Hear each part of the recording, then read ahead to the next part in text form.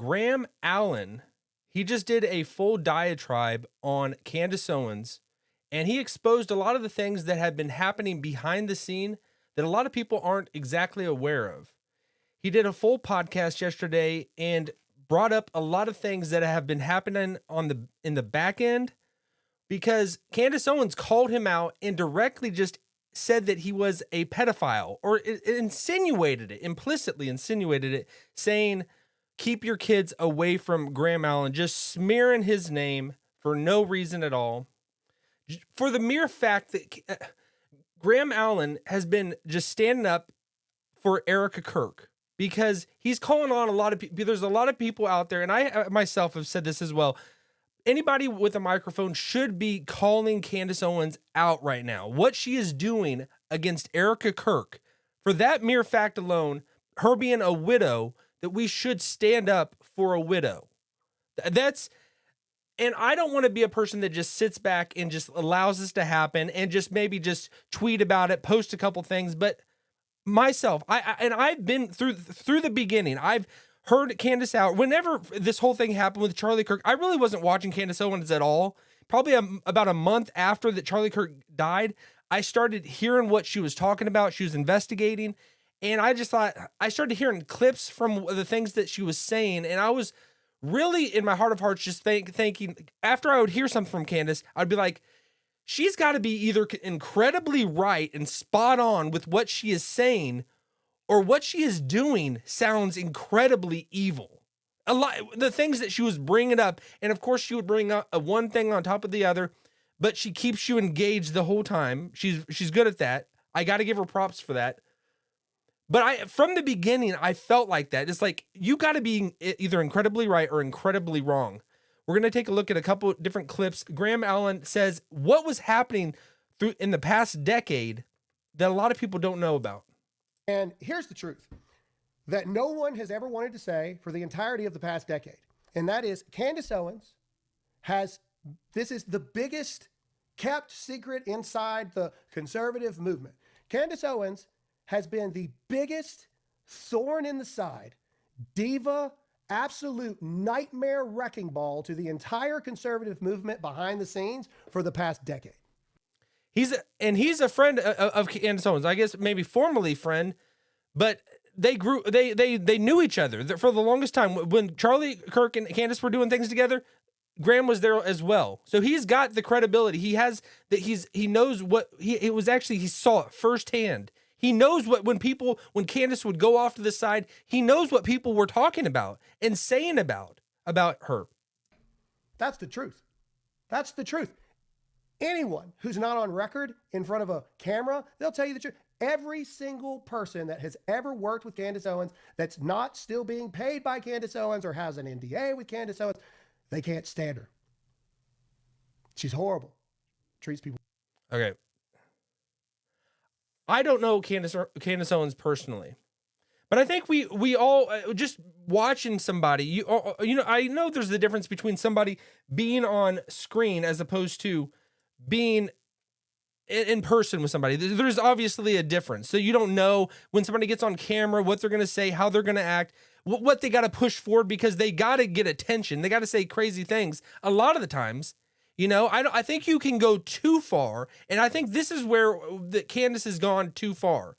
And I really believe that Graham is in love saying this.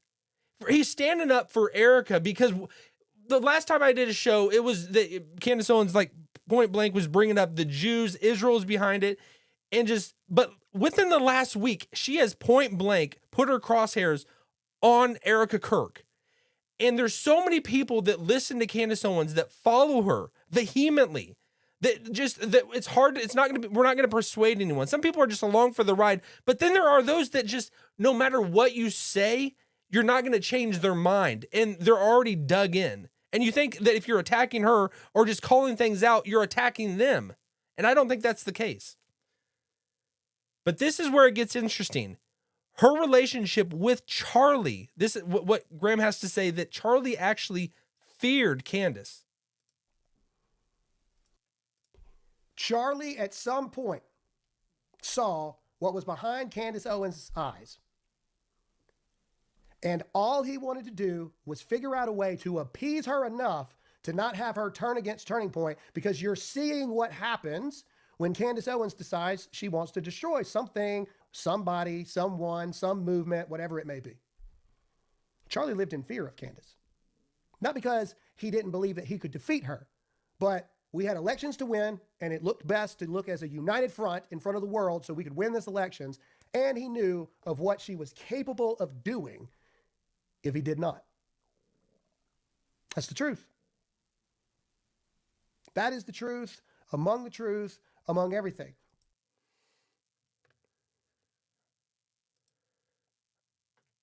Now, what do you actually believe? Because we can think about these things. We can reflect on these things. What actually was going on? I honestly believe that Charlie, because he probably did fear Candace. I don't think this is a misrepresentation or a miswitness of what Graham is saying. You know, I mean, in the sense that, I mean, you could say, like, even right now, Tucker Carlson or anybody, you know, we love Candace Owens. We love her. She's awesome. Which, I mean, as a Christian, we love her. Yes. But you understand that somebody that has the potential of going nuclear and destroying someone, burning something down, the capability of this woman is incredible. Her reach, and she's built it like over time. And I think a lot of people have tuned in after the Charlie Kirk assassination. I'm certainly glued in. And a lot of people are checking out big name podcasters out of. I don't see Tim Pool calling it much more. He's not talking about Candace right now. I haven't seen him say anything. Alex Jones has kind of backed off a little bit, and few people. Tucker Carlson was recently asked, and he is starting to distance himself quietly, and not just calling her out by name, but saying, "I love Erica Kirk, and we should leave these investigations to the law enforcement, to federal agencies. That's their job." I mean, this is like Dateline, you know, CSI. You want to get to the bottom of it. It's very interesting. But when you're really calling somebody out, and her saying about Erica Kirk, and she's right now, this week right now, she's doing a full hardcore investigation that she's going to be analyzing everything about her life and bringing it all to light. What she's going to find, and all I know is she's throwing like mud everywhere. She's throwing mud everywhere. And I want to be a person that at least calls this out and says, "Candace, what you're doing, you're taking it too far. And you're smearing people's names. You're smearing people's names by just quickly just saying that, you know, they had an arranged marriage. They, you know, Charlie Kirk was on the Truman Show. And then bringing things up to light that she was grooming younger age girls, that Erica Kirk was doing something like that. Everybody's got things in their past that, I mean, if you brought up something, you're always going to be able to find something, and everybody can find something even on you. Nobody is clear cut and perfect. Nobody is beyond the pale. Everybody has skeletons. Everybody does. You know, unless you're Jesus, you do. Everybody does. And I think that what people have done with Candace, they've kind of just let's just let her do her thing. We don't want her to turn her attention on us. And I like what Graham did. He's got a microphone. He's got a pretty good sized microphone. I didn't really know about him at all until this past weekend. I saw him tweeting about these things and posting these things, and then Candace calling him out.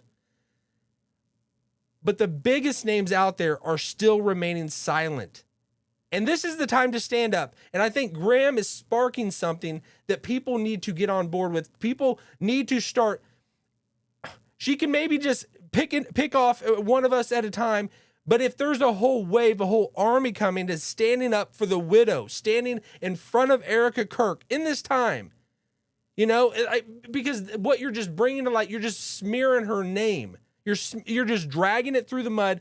And it's like, really, what if you're completely wrong? This is like almost the difference between heaven and hell to me, because it's like, what if you're wrong? Like, what if you're wrong about the Jesus thing? You know, I mean, if Christians are wrong and Jesus isn't the Messiah and all that's fantasy or whatever, we die, we go, and nothing happens after we die.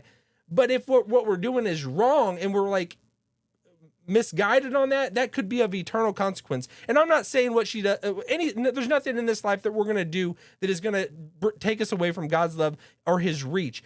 But it's like, it feels like if there is some type of demonic suppression or demonic activity that is happening with Candace Owens, that is driving her and pushing her. And we all have that.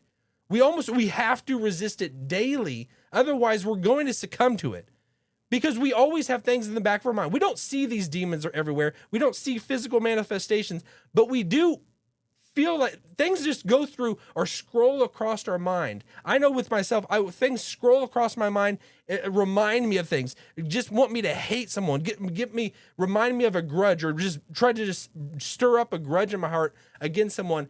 And it's like, if you don't actively resist it, you're going to go down evil paths. And I think Candace is, what she's doing with Eric, I think it's too far. It's too far. And I think that anybody that has a voice, has a microphone, or just anybody in regular life, if you're not calling it out and just kind of like changing the narrative, because what I have found, it is the people that are most on board with this, that are buying into it, to be honest, and this might sound awful, but it's women and it's gay men.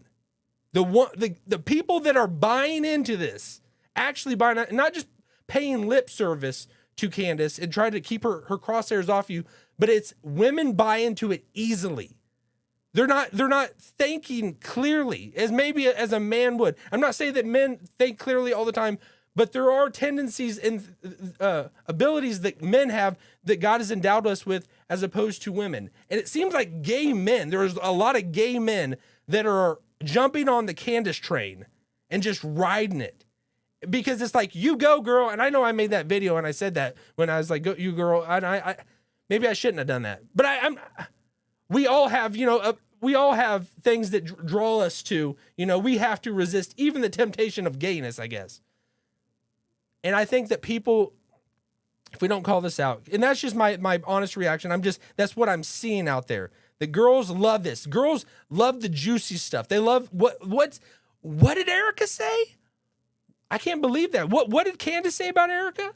And as opposed to logically stepping back and thinking, is what she doing right in God's eyes?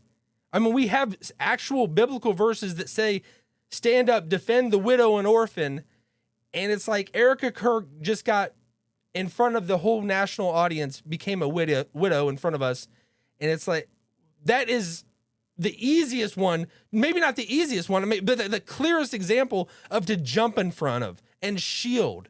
And I think we need to kind of stir up an army of calling Candace out. You're going too far, not just to get attention, but to just try to change this, because what you're taking it too far, Candace. All right, that's where I'm at on this.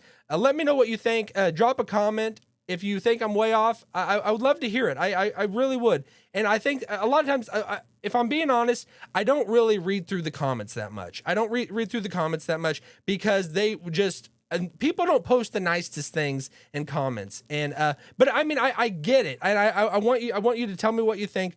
But there's not really a good job there, or at least maybe I haven't reached that level of people encouraging. I just, a lot of times in the comments, it's just a sewer to me. But still, drop your comments. Let me know what you think. I would love to hear it.